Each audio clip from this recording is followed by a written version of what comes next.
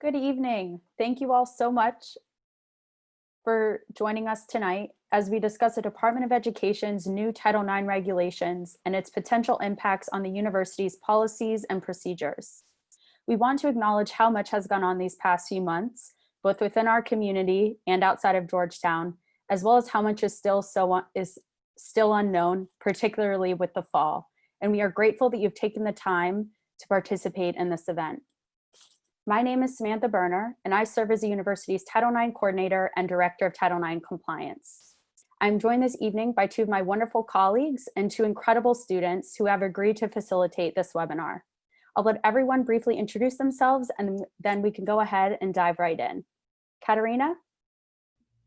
Hi, I'm Katerina Watson. I'm a rising senior in the college studying women's and gender studies.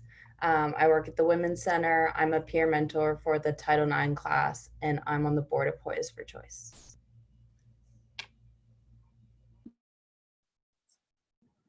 I'm Ben Tolerski. I'm a rising sophomore in the college studying government and Spanish, and I am a student program assistant at the LGBTQ Resource Center. Good evening. I'm Judy Johnson. I'm the director in the Office of Student Conduct, and the office handles the behavioral aspects for undergraduate, graduate, and continuing study students. So we don't handle the academic issues. And a big part of what we do is Title IX, sexual misconduct kinds of cases, in addition to off-campus student conduct. Hi, I'm Heather Kimball. I am an assistant director in the Office of Student Conduct, and a lot of my focus within our office is our Title IX complaint process.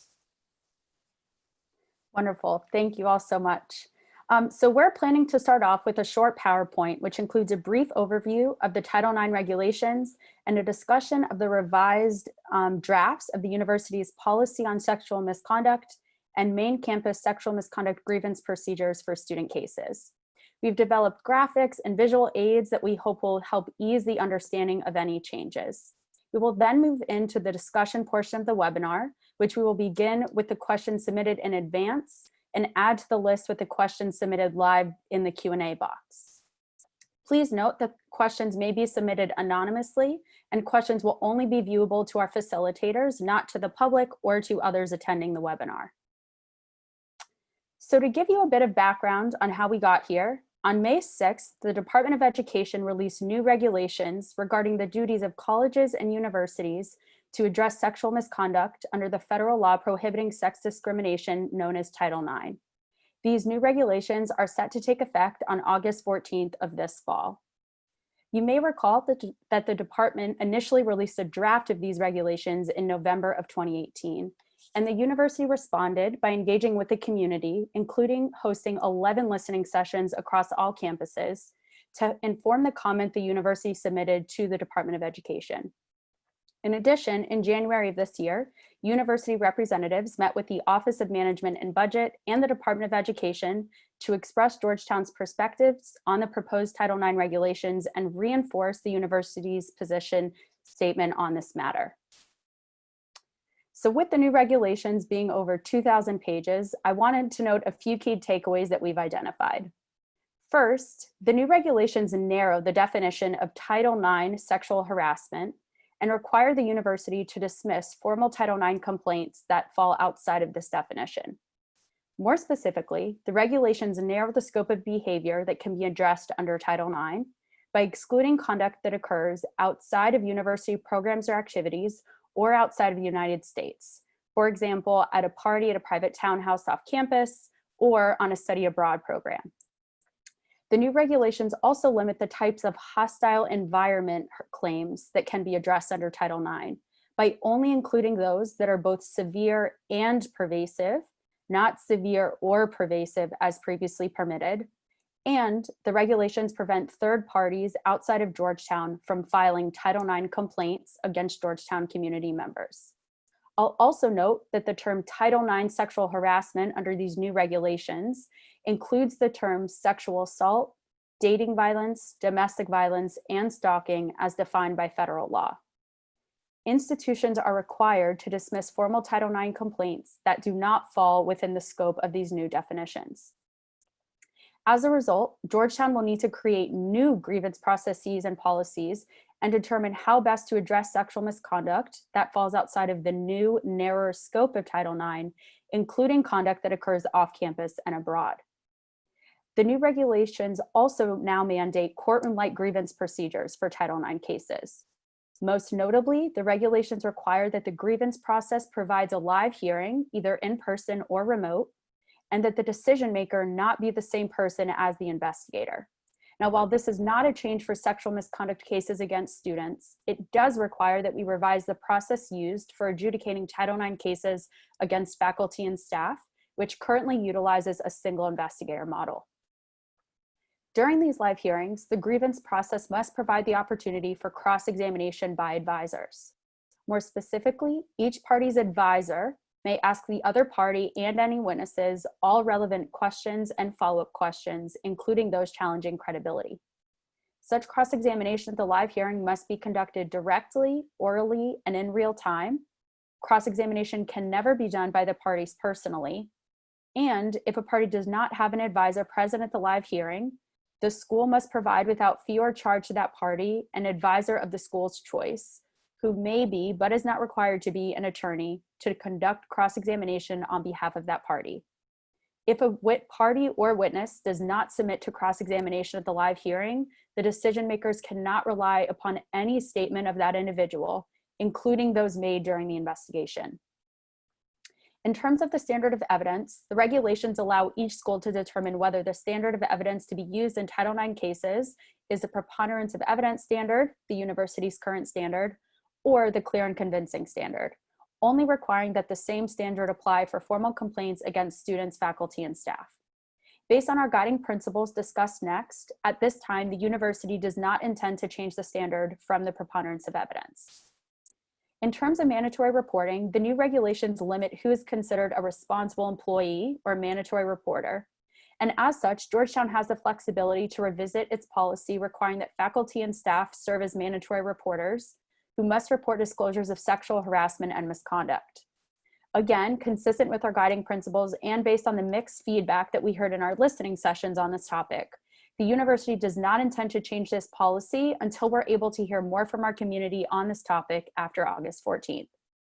Finally, I want to note some positive news, which is that informal and alternative resolution is now more widely available under the new regulations, and we anticipate may be used more often given the required use of more formal and legalistic hearing procedures. In line with these efforts, we are working to expand our alternative resolution options, including restorative justice practices, to provide choices for students and community members for resolving incidents of sexual misconduct. So upon the release of the new Title IX regulations on May 6th, the university has actively worked to review the regulations and determine what changes to our policies and procedures are necessary to ensure compliance. We immediately sent out a message to our community, alerting them to the new regulations, and have conducted briefings on the topic with key stakeholders. This effort has also included the formation of 8 working groups focused on legal review and analysis, communications and outreach, policy drafting for the various campus policies and procedures, and procedural best practices. These working groups have included faculty and staff, as well as students from each of our campuses. We understand that community engagement, particularly with you all as students, is critical in ensuring that the changes we make reflect the values of our community and that our policies, procedures, and resources best serve those students that they're meant to support. The new regulations have also necessitated that we revise the university's policy on sexual misconduct. So we have worked with the Faculty Senate to ensure their approval as required. We are also presenting a final time to the Faculty Senate next week for their vote and approval, and plan to present the draft policy to the university's board later this month. And that leads us to our next step today, where we hear from you all, the community, about the drafts we're considering before anything becomes final. We all felt it was important to come to you with draft versions of the policies and procedures in the hopes that we can get your feedback and input in advance of these documents being officially approved and final. We wanted the ability to make necessary changes based on your feedback here today. So as we begin our revision work, and particularly in light of the extremely quick turnaround we have to accomplish having all of these policies and procedures ready by August 14th, we established a few guiding principles which informed our work. Obviously, we need to ensure that Georgetown's policies and processes comply with the new federal regulations. But given the extremely short window for implementation by August 14th, we aim to limit changes primarily to those required by law and otherwise maintain our existing policies and procedures. Where the new regulations allow the university to exercise discretion in adopting policy and procedural changes, for example, mandatory reporting policies and their standard of evidence to be used, Georgetown will seek longer-term, broad input from the community after the August 14th implementation date and will not make any changes at this time. Further, to the greatest extent possible, policies and procedures should adhere to the principles set forth in Georgetown's formal comment to the Department of Education, where we advocated for holding institutions and individuals accountable, encouraging reporting, and addressing the broad range of sexual misconduct that impacts Georgetown through fair, just, and supportive educational and administrative grievance procedures. So next, I want to share an overview of what we envision the structure of the university's policy on sexual misconduct to look like. I want to reiterate that this is based on the latest draft of the policy and that minor changes still may be made. So within this graphic, I think it's important to note a few things. First, based on the new regulations, the university will be required to use the federal law definitions for the terms sexual assault, dating violence, domestic violence, and stalking. Heather, could you move the slide one forward? Perfect. I just wanted to make sure everyone could see. Wonderful. So I'll repeat what I just said, just so everyone can kind of see things as I'm speaking. So based on the new regulations, the university will be required to use the terms sexual assault, dating violence, domestic violence, and stalking based on the federal law definitions. So I will note that these definitions will look different than those in our current policy, but virtually all of the prohibited conduct under our current definitions are covered under these federal definitions. For the small amount of conduct that is not covered within the new definitions, we have built in a new term, other sex offenses, to ensure that the conduct continues to be prohibited.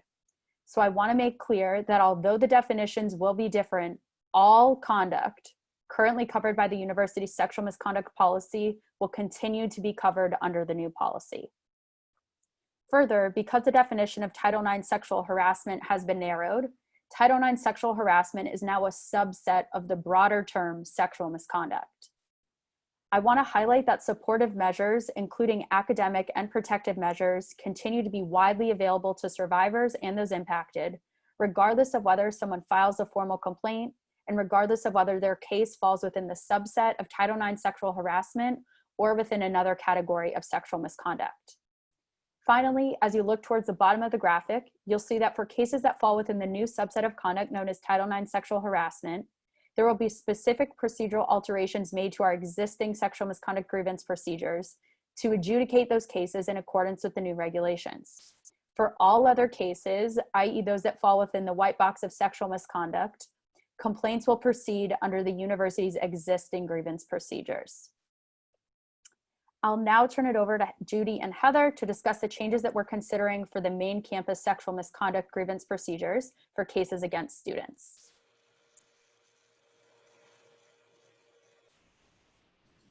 Thank you, Samantha. Sorry about the delay. Thank you very much for that terrific overview and for the work that you've done so far and working with you on all of this.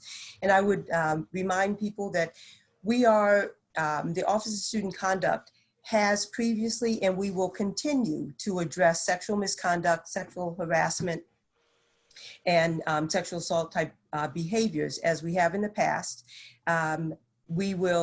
We've done it in the past, we will continue to do that going forward in compliance with the new regulations to the extent that, that they are mandating any changes, we will adhere to those changes. I would like to ask Heather also to sort of join me in this conversation. As she introduced herself, Heather is the Assistant Director in the Office for Student Conduct, and her primary area of responsibility is the Title IX issues, and we work very closely together on addressing those issues. Heather? Thank you, Judy. And I echo the thanks that Samantha shared at the beginning, just how wonderful it is to have a community that will come together around these issues. And so we're really grateful to have so many participants here today. wanted to start by talking about just sort of our approach to modifying the procedures. And specifically, I'm talking about the procedures for students, undergraduate, graduate, and School of Continuing Studies students. So this isn't the law center or the medical school, but the processes through the Office of Student Conduct and how we have approached modifying them to align with the new regulations. And our approach, Samantha has already explained a little bit, has been basically to change as little as possible and to maintain, to the extent that we can, the processes that we have had in place as we address all misconduct and all sexual misconduct that we previously were able to address. We will still address that. So some of you who have been familiar with the complaint process will probably remember that we have a flow chart that helps to just lay out what the complaint process looks like. And so what we have here is sort of an annotated version of the flow chart that just sort of highlights what the aspects are that we think will probably change and will need to change with the new regulations.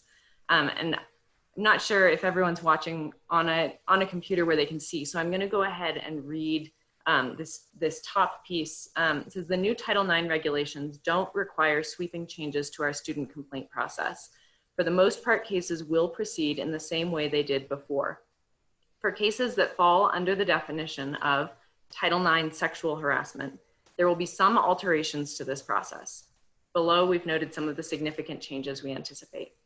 So overall, I'm going to talk through some of these changes, but the process will look really similar. And basically what we're hoping will be the final product, and we want to get feedback today, is a process that looks very similar to what we had before, but that has sort of carve-outs that explain if this meets the definition for Title IX, if it falls under that Title IX definition that occurred within the university's educational programs and activities, et cetera, then there are a couple pieces we need to add to this process.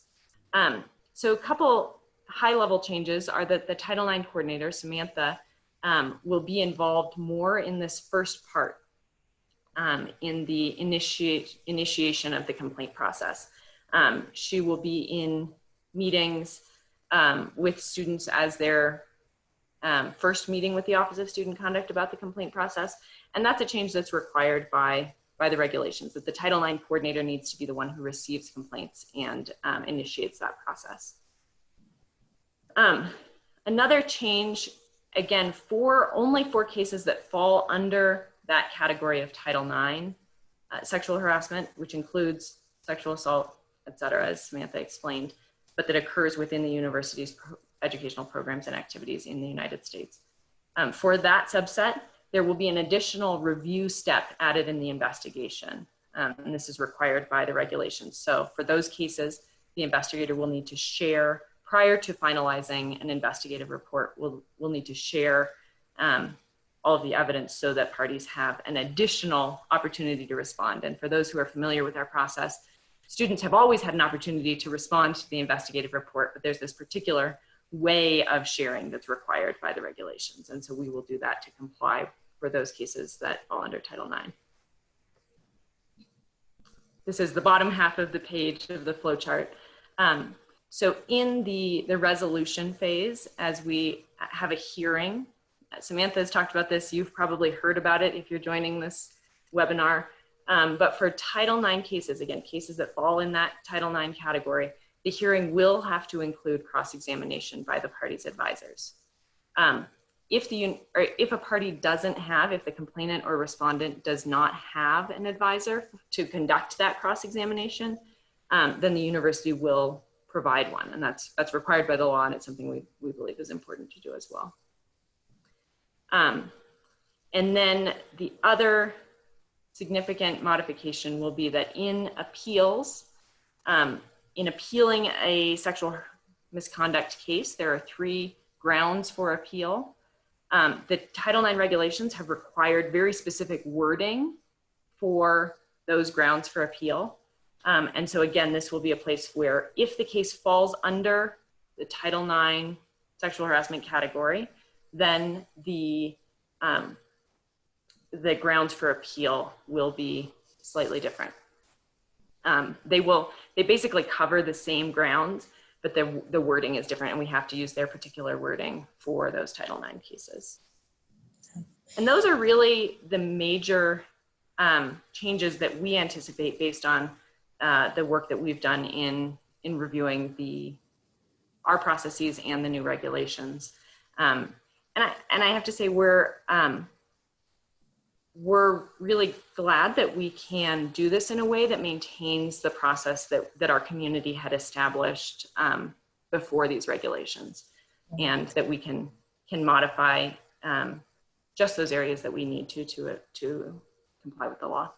Yeah, I think thank you, Heather. I think again, the takeaway on all of this, and you'll hear this throughout all of our discussion this evening, is that the university, as Heather said, we're still maintaining sort of what reflects the university's goals and standards. And so we're not doing less. We're not stepping away from responsibilities. To the extent that we have to add more, we're doing that, but we're layering it within our current process. And so we're not giving parties less access, but rather adding more where it says, where the new regs say that we need to. But we're maintaining our commitment to the university, to our community, to support the parties within this process, to support and reflect the values of the university community. And so there's nothing that's been taken away, but rather a few pieces that have been added to specifically address these new sort of carve-outs. Great. Thank you so much, Judy and Heather. So I'll now ask Katerina and Ben to take over and begin sharing some of the questions that we received in advance of today's discussion. As a reminder, you are welcome to submit questions in the Q&A box, and these questions will only be visible to the facilitators, not to the public or to other attendees.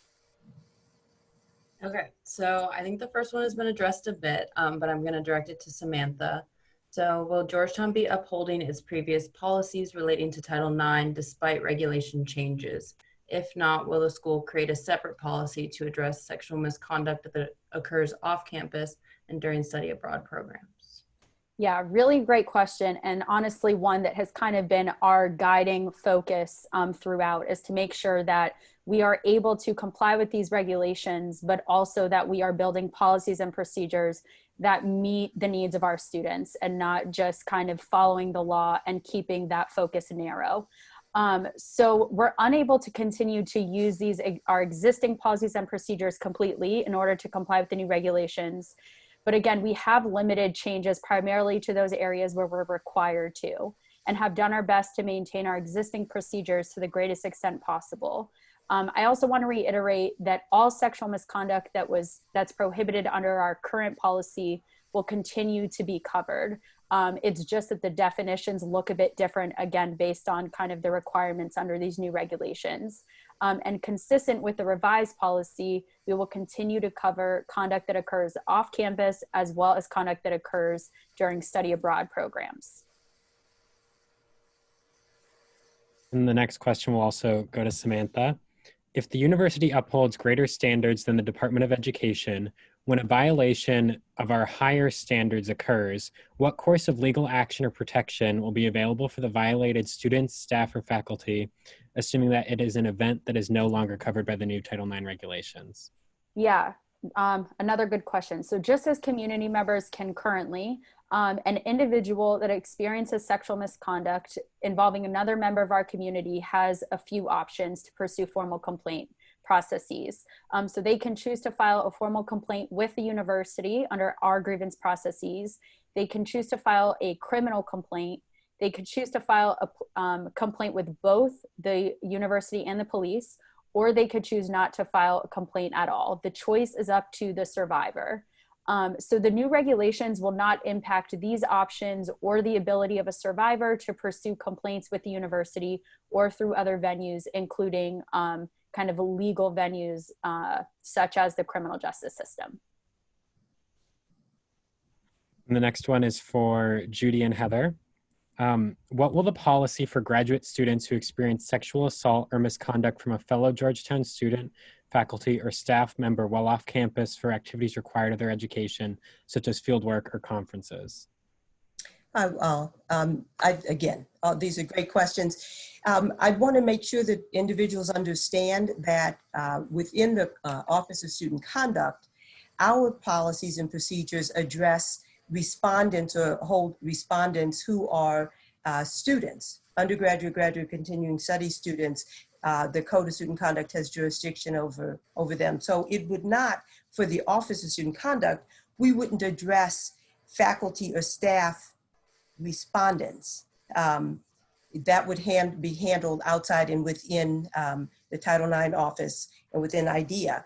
And so graduate students, though, are covered by our Code of Student Conduct and will continue to be addressed as respondents. And so a complainant who is a student at Georgetown, a member of the campus community, who's bringing a complaint against a graduate student would be covered within the Office of Student Conduct.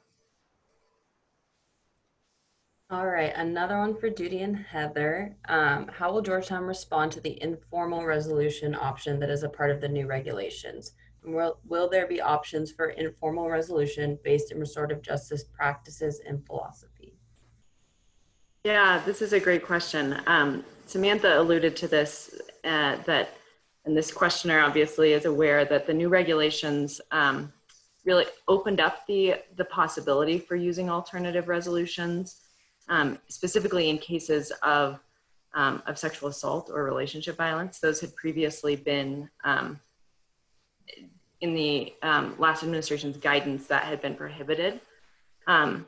And so we do think that there's a possibility and there's an opening here to provide more options for survivors in terms of what type of process is going to serve them the best and to help them meet their needs. In terms of how the university is going to do this, this is not something that we have to have in place by August 14th, which, while we would like to have it in place right away, we also really want this to be a deliberative process where we're working with the community to figure out how do we make alternative processes that fit for our community and that will really involve our community in the process for understanding and defining how this works. So we're beginning a process to draw together members of the community who are interested in, particularly in restorative justice, which we've seen used well in other places and we think has a lot of potential, to draw together community so that we can start to have these really important discussions about what that looks like. So I'll just put a plug that if you out there in the webinar audience are listening and thinking like, I'm really excited about restorative justice, I wanna be part of that conversation, if you would email me and Samantha Berner, both of us have like heather.kimball@Georgetown and samantha.berner@Georgetown, just to let us know, sort of raise your hand that you're interested in those conversations and we can start looping you in. We're in the beginning processes. Yeah. What we do know though, with regard to the informal resolution process is, as part of the regulations, and it's always been this way for Georgetown, both parties have to agree to participate. So it isn't something that we would say, we've determined this is best resolved in that way and the parties have to participate in that way. It has been an option in the past and it will continue to be an option that both parties would need to agree to. So. Thank you for raising that, Judy. And that also reminds me, I want to make also clear that we have been doing alternative resolutions in our sexual misconduct processes. We just haven't been able to do them for that particular set of cases. And so we've sort of on a case-by-case basis where someone has really expressed an interest in that sort of resolution and where that has been a fit, we have used that process and had folks who have expressed that was helpful for them. But we see this as an opportunity to really deepen that practice. Okay, the next question is going to go to Heather and Judy again. What will Georgetown do to ensure the safety of students and the rights of students to open a case or press charges against their assaulter or abuser, potentially concurrently with the Title IX sexual misconduct process at Georgetown? Sure. And again, I feel like we sort of start off saying the same thing, but it bears repeating every time. And that is to speak about what we've always done and what we will continue to do. And so we have always, at the time we receive a formal complaint, the Office of Student Conduct has always just automatically instituted what we call a no contact order. And so in order to prevent the parties from engaging with each other and presumably the respondent from reaching out to a complainant who has issued a complaint from the respondent from reaching out, we institute that works for both parties equally, but a no contact order. So there's no communication that's prohibited. We have a policy within the Code of Student Conduct and across the university in terms of that prohibits any sort of retaliation against an individual who is participating in our judicial process, whether they're the complainant, respondent, or witness, or whatever. And so we make it very clear that retaliation is not tolerated. We will continue to support individuals and connect them with resources as they deem they're interested in connecting with other resources to help them, whether it is with housing issues, with class issues. And so we will continue to support individuals and make them aware and connect them with resources across campus. Okay, kind of in the same stream of thought. This is for Samantha. Will survivors still get access to course and housing changes if they choose to move away from their perpetrator? Yes. So the new regulations actually encourage and support much of the work that we are already doing to provide supportive measures to survivors and those impacted. So if a survivor feels unsafe where they're living or needs assistance working with a dean or a professor, the Title IX office, as well as Health Education Services, will continue to provide that type of help and support and continue to provide those supportive measures. Okay, now this question can go to anyone who wants to answer it. Will Georgetown maintain a time limit of 60 calendar days for the completion of sexual misconduct, harassment, and discrimination cases? How will Georgetown actively and in a timely manner investigate accusations of sexual assault and misconduct? Yeah, so I can start off by at least making clear that we are continuing to accept cases and moving forward with open cases and complaints despite kind of COVID and these new regulations. So in terms of the timeline, we've done a really, we've made an attempt to be as transparent as possible about what these timelines look like. You know, we are very open with the fact that these cases take time. The investigation takes time, the process takes time, and this is really to the benefit of both parties. And so I think it was maybe in 2019, we released an updated version of the flowchart that Heather just shared, which had realistic, we went back and we analyzed data, the complaints and the cases that we went through to try to provide more realistic timelines and expectations for kind of each stage of the process. So will we continue to strive for completing cases within 60 days? Yes. But I also don't feel it's helpful to commit to you now that we will kind of meet all cases within 60 days and then not be able to deliver on that promise. So we do our best to move these things forward, but we also balance that with making sure that our investigation is thorough, that we're providing fair process to both parties. And so I think that at times can add some time to the length of the matter, but we think that it's a priority, and that really is what kind of we're focused on. So we do our best to balance the timeline, but as well as the kind of aspects of the process that ensure fairness. Heather and Judy, I don't know if you have anything else to add to that. I think that really covers it, Samantha. I just wanted to say the timeline that I shared with you just now, I deleted the time frame parts so that I could fit in that red writing. But if folks want to see the timeline as it exists now, not the sort of modified for the new regulations, you'll find that on the Office of Student Conduct webpage under our sexual misconduct, the page that has the sexual misconduct policies and procedures. Just the first link underneath the policies and procedures is to that flowchart. And just very, very briefly, we'd also want to make it clear that all along, we're sharing updates with the parties. And so there isn't this sort of, well, gee, I wonder what's happening. As things are moving along, part of what we make sure we're letting parties know is where we are in the process. If there's some sort of modification to the timeline that we had anticipated, we explain that that's happening.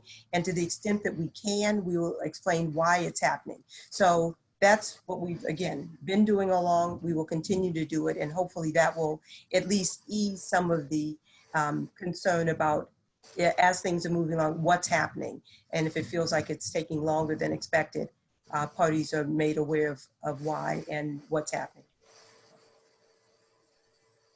Okay, another one for Judy and Heather. What is Georgetown's plan to respond to and investigate sexual misconduct during COVID-19? Well, we have been, ever since we've gone into sort of this remote operations, we have continued to operate fully in the Office of Student Conduct. And so we have handled cases, including sexual misconduct cases, and we will have hearings. We meet with parties. We just continue our process. We're just handling it remotely. And so that's really the only difference. And so we've been able to operate fully, just remotely. And we will continue to do that until it's safe to operate face-to-face. And as we've been operating remotely, we've really tried to consider how that may affect the complainants and respondents who are going through the process. And as we think about, like, for example, cases where having a remote hearing may be challenging if someone doesn't have a space in their home where that feels like something they can do comfortably. Trying to come up with solutions that we can provide from our end that would help make sure that someone can safely participate in the hearing in a place that facilitates that. The next question is for Samantha. Will Georgetown continue to follow the Department of Education's rescinded 2016 guidelines on protecting LGBTQ+ students in order to ensure that all students have equal access to a safe learning environment, regardless of gender identity or sexual orientation? Yeah, really great question. So the answer is yes. So Georgetown will continue to support the needs and rights of our LGBTQ+ students. The recent changes from the current administration are not negatively impacting our university policies, and we make clear in our draft policy that individuals of any sex or gender may experience sexual misconduct, and that sexual misconduct may occur between persons of the same or different sexes or genders. Further, DC law prohibits discrimination based on sexual identity and gender identity. So this is not kind of anything that we anticipate impacting our university policies and procedures. Cool. Another one for Samantha. Will survivors be forced to be cross-examined, and will Georgetown provide free legal representation to survivors who may not have that support? Yeah, really great question. So unfortunately, the answer is yes. Cross-examination in this manner is something that will be required and something that we as a university expressed concern about in our comment to the Department of Education. Unfortunately, it's something that's required by these new regulations, and it outlines that all parties and witnesses must be available for cross-examination by a party's advisor. As I mentioned during the slideshow, if a party does not have an advisor for purposes of cross-examination, the university will provide one at no cost. In terms of legal representation, we are still working through what that will look like and kind of what the advisor position, who that will be filled by. I know that we've previously heard from the community concerns about equity, financial resources, access to attorneys, and other comments of the like. We are taking those comments seriously and trying to explore what ways we can support our students within the resources that we have available. I know that this is like a very hot question and really not the answer that a lot of you were hoping for, but to be honest, this is something that we don't quite yet have a clear answer on. I know that this is something that is of a lot of interest. And so as we learn more information and have more definitive answers, we will be sure to communicate that out to the community.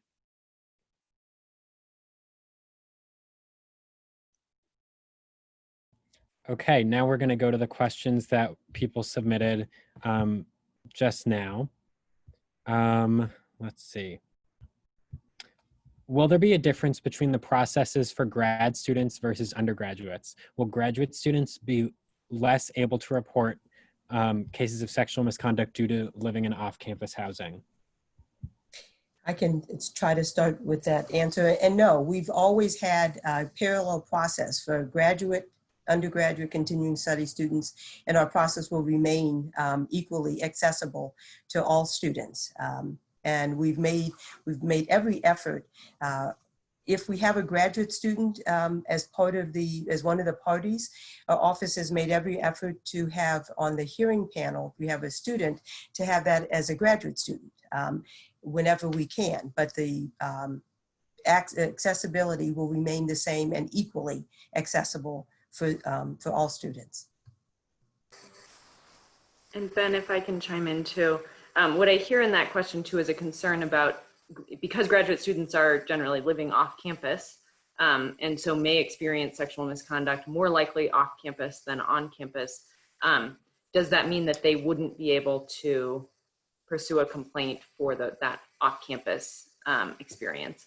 And this is like the big thing that we want to make sure that people leave with and that you tell your friends about. And we really want to make sure people understand that if something happens off campus, you can still submit a complaint and it can still go through our process. It won't probably fall under the Title IX category, so it won't have those additional procedural pieces like that additional review phase for the investigation or like cross-examination, but it still can go through our process. And that's true for undergraduates, graduates, everyone. Okay, awesome. This is a really great question. So even if a case falls under Title IX sexual harassment category, can survivors choose to pursue the alternative grievance process that will also be used in off-campus harassment to avoid cross-examination? I can start that, and then Samantha, it looked like you wanted to say something. So the answer is yes. Sure. The alternative resolution process will be available, is already available, will be available to everyone. The part of that question that, can you read this sort of second part of that question again? Yeah, so even if it falls in the like Title IX category or definition, can they choose to pursue the alternative process that is now going to be used in off-campus harassment so that they do not have that part examination? That part I just want to make clear again, like same thing I just said on the last question. For off-campus harassment, yes, they can choose or express interest in the alternative resolution process. If both parties agree to participate in that, then they can do that. But we're not saying that off-campus harassment can only go through the alternative resolution process. When I'm saying alternative resolution process, what I'm meaning is like the restorative justice type process that isn't the flowchart I showed you. Off-campus harassment can go through the formal process through that flowchart, or if both parties agree, it can go through the alternative resolution process. Does that, Katerina, do you feel like I answered that question? I think it's getting more, yes, I think you answered a part of it, but it's also getting at like, if the misconduct occurs like on campus and fits the new regulation definition, can the survivor still like opt out of doing the Title IX process because that process requires cross-examination? Yeah, so good question. Yeah, that's how I interpreted this, but I think we actually covered a lot of helpful things, kind of, Heather, as you were processing it too. So the answer, unfortunately, to this is no. So a survivor cannot choose, even if their kind of allegations fall within the category of Title IX sexual harassment, the subset. The regulations make very clear that if conduct may fall within this category, you have to use those grievance procedures that I outlined, which include cross-examination. So we as a university or someone as a survivor doesn't have the ability to say like, oh, I'm alleging an on-campus sexual assault, but I would prefer to go through kind of our existing process and not go through the Title IX process. if the allegations fall within that subset of Title IX sexual harassment, we are required to follow those kind of more legalistic grievance procedures as we're adjudicating the process. Now, that being said, to Heather's point, if someone's case falls within the subset and you don't want to pursue cross-examination or go through that more legalistic process, that's where we are hoping that our expanded alternative resolution options will provide another way for someone to kind of in some way resolve or find some sort of resolution with their concerns without having to go through that full process. But we unfortunately don't have the ability to let a survivor or us as administrators kind of make that choice. If it falls within the subset of Title IX, we are required to use those grievance process elements as outlined in the new regulations. So another question talking about the procedural issues about restorative justice. Who would be facilitating these restorative justice practices? I know that may not be figured out right now, but then also what encouragement does the respondent have to participate in those discussions? Yeah, those are really good questions. And I think my primary answer is like, come join us in the conversation and help us figure that out. So whoever submitted that question, I hope I already have an email in my inbox from you. But also, there are a number of schools who have already started using restorative practices in addressing cases of sexual harm. So if you're wanting to do some research on your own, the College of New Jersey and the University of Michigan are places to look. They're some of sort of the first schools who have started to use these in cases of sexual harm. And so a lot of what we want to do is learn from them, learn from other experts in the field outside of higher education who have been doing this work, and find answers to those questions. With regard to the part about why would a respondent, what incentives would there be for a respondent? I mean, I don't want to sound, Pollyannish or whatever, but I think we still very much believe in individuals wanting to address harm, or even if they're not admitting to engaging in a violation. I think people have a genuine need and desire to address harm that they feel that they have caused, contributed to. On a very realistic basis, part of the alternative resolution and certainly in restorative justice practices, the respondent we're not talking about finding responsibility. We're not talking about an individual being found responsible or admitting to responsibility. That whole process is about engaging in sort of healing, and certainly for the survivor and hopefully for the person who's responding to these allegations. And so it's about coming to, first of all, both parties have already agreed to participate in this process. So it is not a forced process.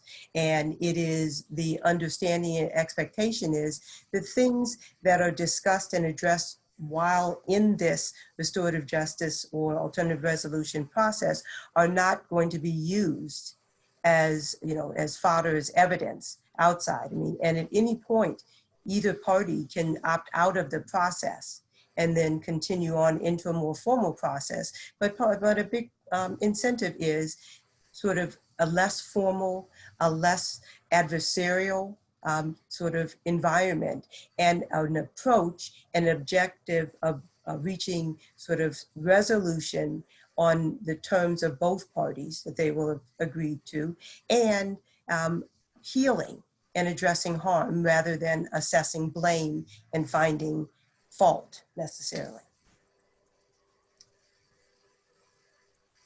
So continuing on with the alternative resolution concept. So in order for someone to pursue an alternative resolution, can they not make a formal Title IX allegation then?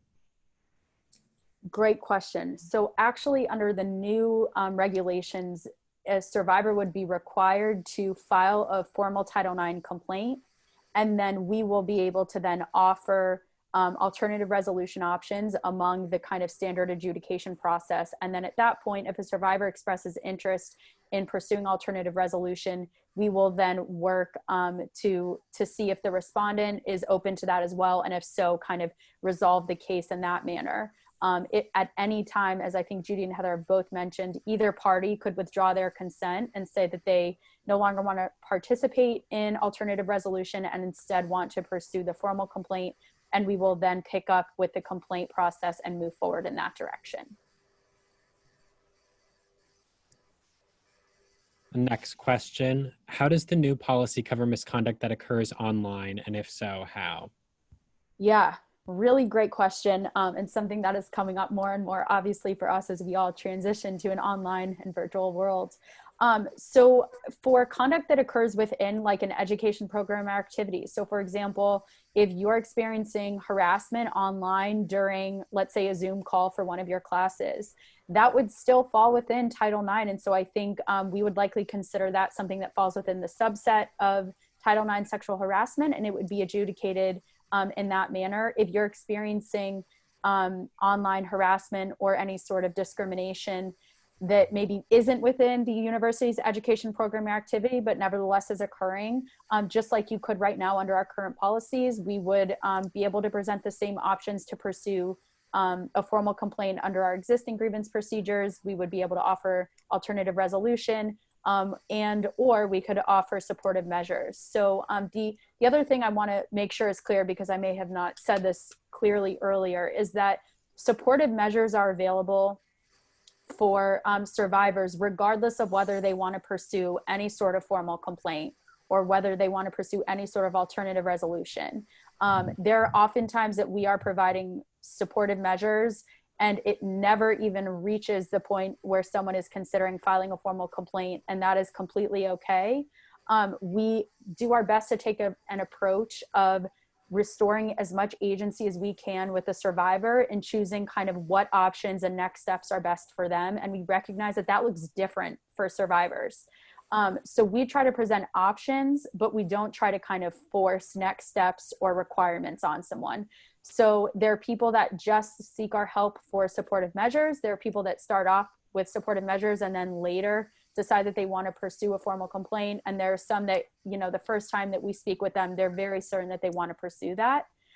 So I just wanted to make that note to make clear that supportive measures are available separate from the formal complaint process, but they can also be done in conjunction with the formal complaint process if that's what a survivor is interested in. Awesome. So for graduate workers, which stage would union representation come to play, and how would party advisors be selected for graduate workers in this new process for cross-examination? Great question. So in terms of the union representation, I would have to look back at the collective bargaining agreement before I can comment, because I don't want to share any information that's inaccurate. In terms of the advisors, so parties are entitled to an advisor throughout the entire adjudication and complaint process. So that advisor could be anyone that a party chooses. It can be an attorney, a family member, a friend, a relative.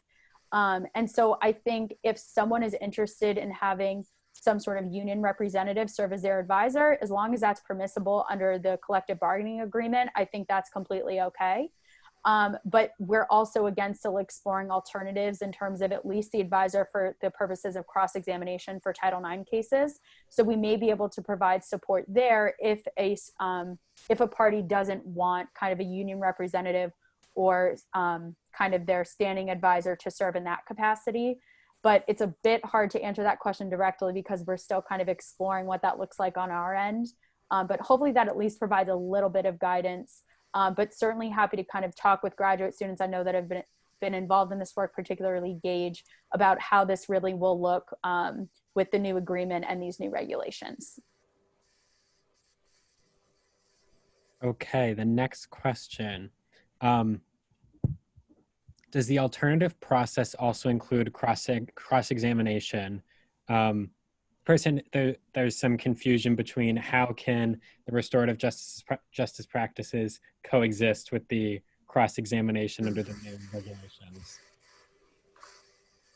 Samantha, do you want to? Sure. Yeah. So it might be helpful to kind of walk through how this all starts. So the process will start with a student or a community member coming forward and expressing concern and allegations about another member of our community, in this case, a student, that has allegedly violated our sexual misconduct policy. So they will submit a written statement that outlines what the allegations are, who is involved, and kind of will provide some basic information. At that point, we will then kind of do an initial review to determine, does this fall within the subset of Title IX sexual harassment under these new regulations, or does this fall outside of that? So under our current existing processes. If it falls outside of that, it will move forward just as a process does now, a case does now. So we'll be able to offer alternative resolution. If someone doesn't want to engage in that, we will move forward with our process, just like our original flow chart shows.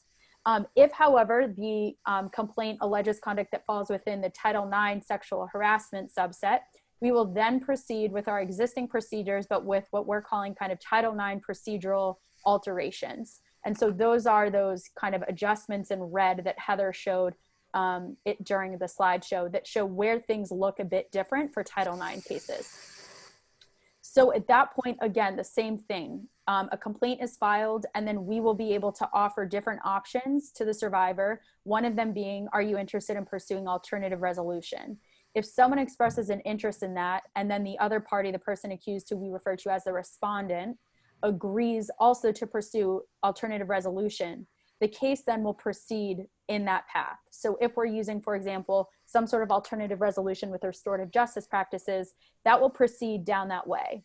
Now, if both parties end up in a place where they kind of complete whatever alternative resolution process that has been outlined, that will be the resolution of the case. There will not need to be a hearing, there won't need to be an investigation, and so cross-examination will not be part of the process.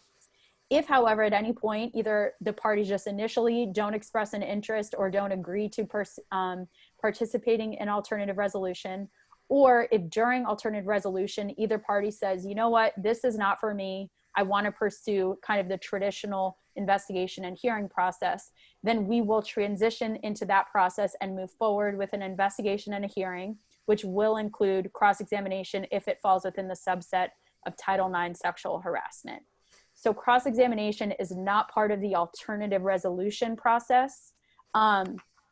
They're separate processes, but there could be a case in which maybe one starts with alternative resolution, but then based on either party expressing a lack of interest in pursuing that, kind of moves back to the traditional investigation and hearing, which will include cross-examination.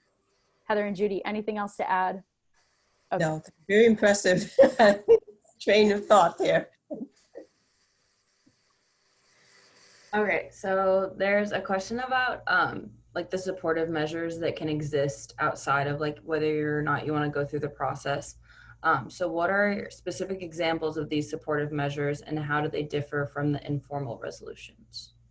Sure. So maybe I can start off by giving some examples of supportive measures, and then maybe I'll turn over to Heather and Judy to talk a bit about outcomes of informal resolution.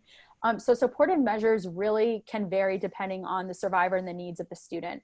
So we will work with deans if someone might need an adjustment to some of their classes. Let's say someone came and met with our offices, they missed a class. They don't want to get in trouble for missing the class, but they also don't want to disclose to their professor why they missed it. We can either reach out from our offices, or Health Education Services can reach out and ask for an excused absence. If at times it's maybe, let's say, like you missed a week of class because of everything, we'll work with someone's dean to just have them send a note to all the professors to excuse information. There have been times where we've assisted students with like a delay in turning in a paper or an assignment to kind of work with the professor to see if there's any sort of adjustment that can be made without penalizing the student.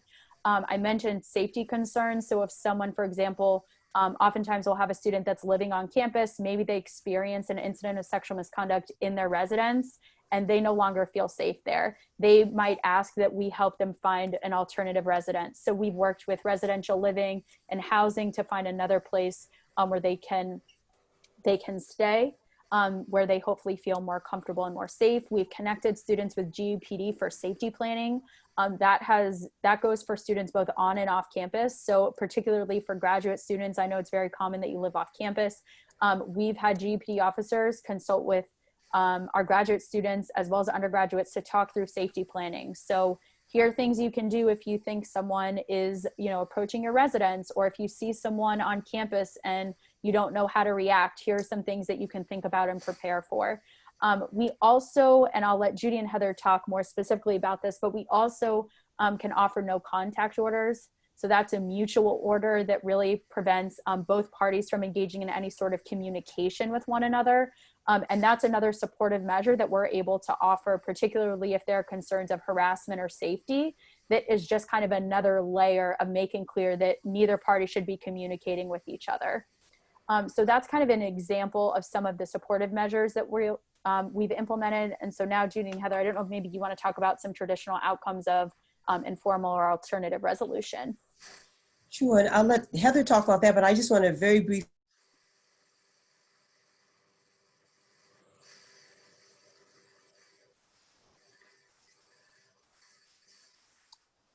Did she freeze?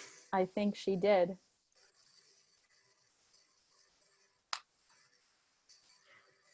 Well, I'll go ahead and talk about alternative resolution outcomes.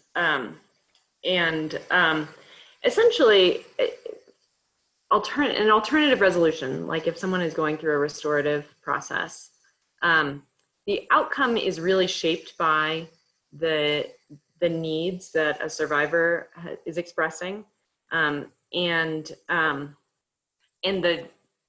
the solutions or the ways to address those harms and those needs that that the complainant or the survivor and the person who has caused harm agree to as part of a final agreement. So generally in restorative processes, at the end of the process, and that process can look a bunch of different ways, but at the end of the process, there's some sort of agreement that specifies what the respondent or the person who has caused harm, what they agree to do in order to address the needs of the survivor and repair harm. And so those can obviously look really different depending on the particular survivor, right? And their particular experience and what happened. But some potential outcomes include additional education for the respondent, so an agreement that the respondent would participate in some sort of education, maybe related to alcohol, maybe related to consent, depending on the context. It can include agreements to produce some sort of program or event, maybe, or to write something. It can sometimes include apologies. We've had resolutions where the survivor has said, I really want a written apology, a thoughtful written apology. We're very careful with that in making sure that the apology is coming to our office first, so that we can make sure that it doesn't contain something that's going to cause additional harm, and that we can work, not putting words into the mouth of someone who's writing the apology, but work with them to make sure that it is thoughtful and that it is going to contribute to healing and not to harm. Welcome back, Judy. So there's really a wide range of things that could be part of an alternative resolution agreement in the end. Okay, next question. How do the Title IX Office and Office of Student Conduct plan to explain these policy changes and processes to the Georgetown community as a whole? Will there be any mandated trainings for students and/or faculty and staff? Yeah, really great question. Also something that we are welcoming your input on. So one of the working groups that I mentioned before is what we're calling kind of our complex topics working group. And that is made up of students, including Ben and Katarina, as well as faculty. And so we're working with that group of kind of community members that aren't necessarily as closely tied to this work as Judy, Heather, and I are, but that are still somewhat familiar, and trying to think through what are the best ways that we can communicate with the community. So we're working on kind of social media campaigns to think through about sharing information once our policies and procedures are final. I imagine that we'll be hosting potentially either another webinar or some sort of town hall to explain this information. Likely also, because everyone is now virtual, maybe recording some information that kind of students and community members can review at a time that's convenient for them, but still to get information. A lot of kind of key stakeholders will need to be trained, particularly those that are student facing, who likely will be faced with questions from students, RAs, things like that. So we're going to continue to kind of proceed under our traditional training schedule, which tends to be pretty busy at the start of the fall, but also make sure that we are communicating with the broader community. I know that we sent out a broadcast email on May 6th when the regulations were released. I imagine that we will be sending one out right around August 14th as well, which kind of outlines where you can find the new policies and procedures. It will cover some of the high-level content that I covered here today. We want to make sure that we are being communicative, we're being transparent, and we're providing information. These changes are likely to kind of result in questions. We know already that community members were a bit confused or unsure about what our process looks like. So we anticipate this will only further complicate things, and we want to do our best to be as communicative as we can and provide as much clarity as we can, which is a bit more challenging, I think, given the virtual space, because we can't as easily host like an open town hall or listening session. But we're going to do our very best to make sure that we're providing as much information and clarity as we can. Awesome.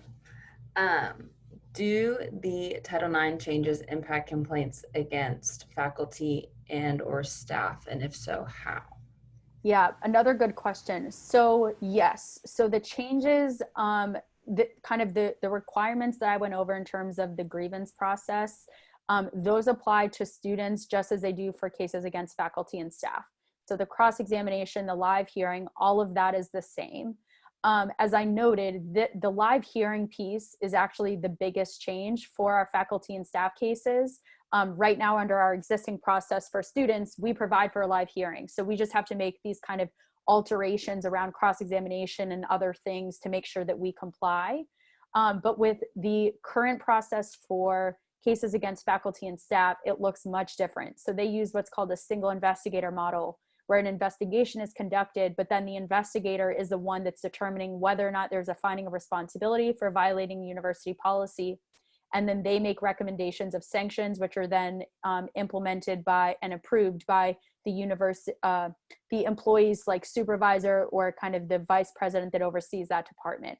So we are working with IDEA, the office that oversees that process, to make sure that we're updating the policies again to reflect these new requirements, but we are sticking to kind of the principle of only changing things that are required. So for sexual misconduct cases that are alleged against a faculty or staff member, but that fall outside of Title IX, they will continue to be adjudicated under the existing procedures without a hearing, without cross-examination, using that single investigator model. However, for cases against a faculty or staff member that do fall within the Title IX sexual harassment subset, they will now proceed under kind of a revised version of those policies that do include a live hearing, including cross-examination. So we're almost out of questions from the audience. We have some time for a couple more if people want to send those in, but I want to ask about something that I know I had a lot of questions about at first, the religious exemption.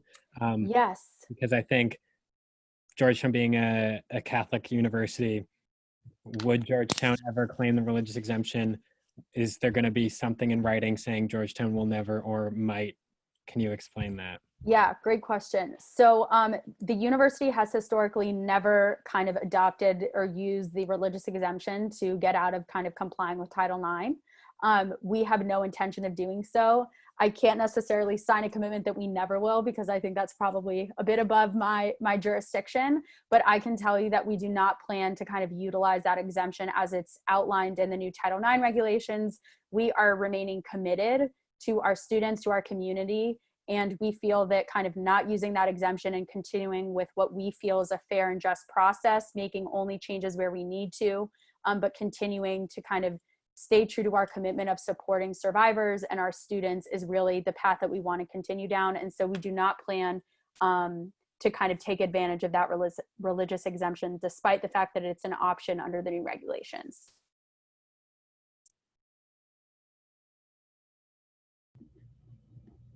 Awesome. Okay.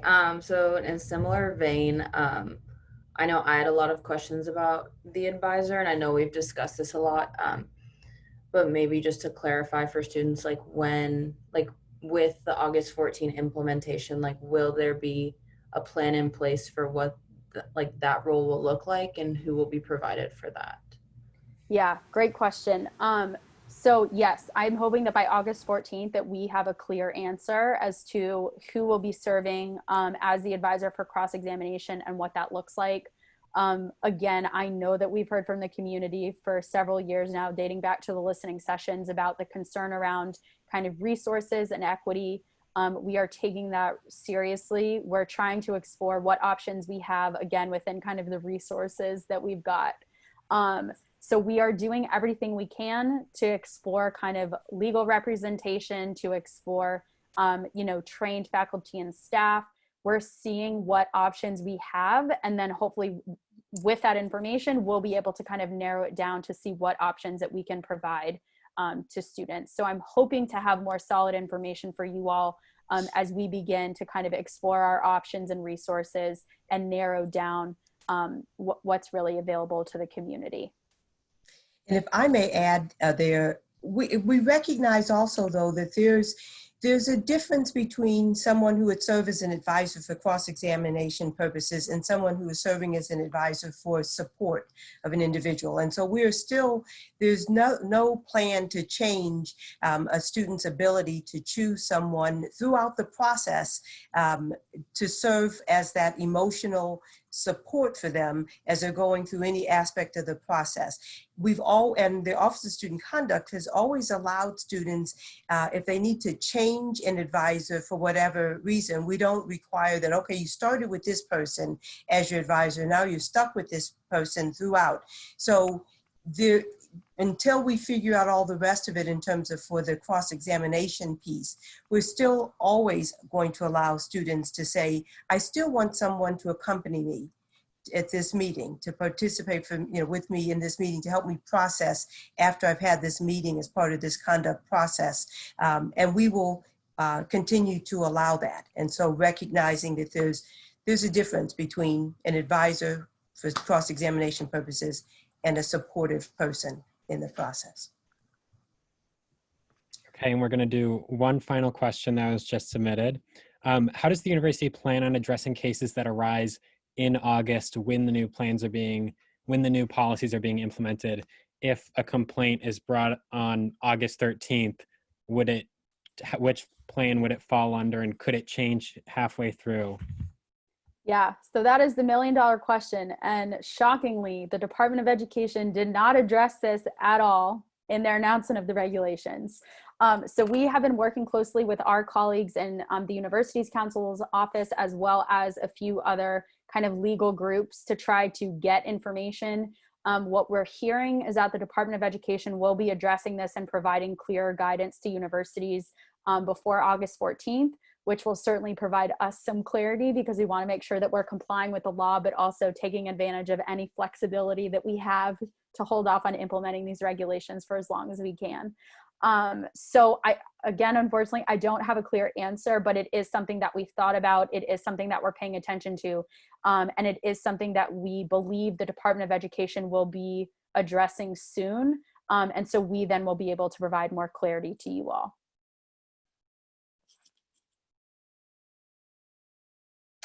Okay, so with that, I know we have just a couple minutes left. There are just a few closing remarks that I wanted to share just in terms of next steps.